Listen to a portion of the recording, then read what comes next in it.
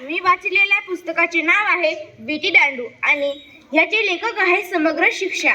आणि ह्या पुस्तकाच्या मुखपृष्ठावर विटी दांडू आणि बबली आणि जीचं चित्र दिलेलं आहे आणि मूलपृष्ठावर विटी दांडूचं चित्र दिलेलं आहे। मला या पुस्तकामधून फार काही शिकायला भेटलं। एके दिवशी बबली आणि जीत व त्यांचे मित्र सगळेजण एके दिवशी विटी दांडू खेळत होते। तेव्हा जीतने विटी मारली आणि ती तलावाच्या पलीकडे जाऊन पडली। नंतर विटी तलावाच्या पलीकडे जाऊन पडली। त्याच्यानंतर विटी बबलीजवळ जाऊन पडली।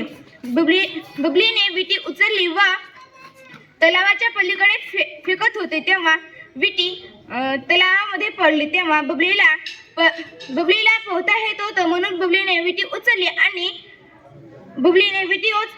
आणि ती पलीकडे फेकत होती। तेव्हा सर्वजण आनंदाने ओरडू लागले, विटी गवसली म्हणून। मित्रांनो, याच्यामधून मला फार काही शिकायला भेटलं। पूर्वीच्या काळी माणसं विटी दांडू हे खेळ फार खेळत होते। आताच्या काळी नवे खेळ आलेत म्हणून हे खेळ कोणी खेळत नाही आणि मोबाईल मधले खेळ लुडो, फ्री फायर असे वेगवेगळे खेळ खेळतात। मुलं दुसरे खेळ खेळत नाही। धन्यवाद।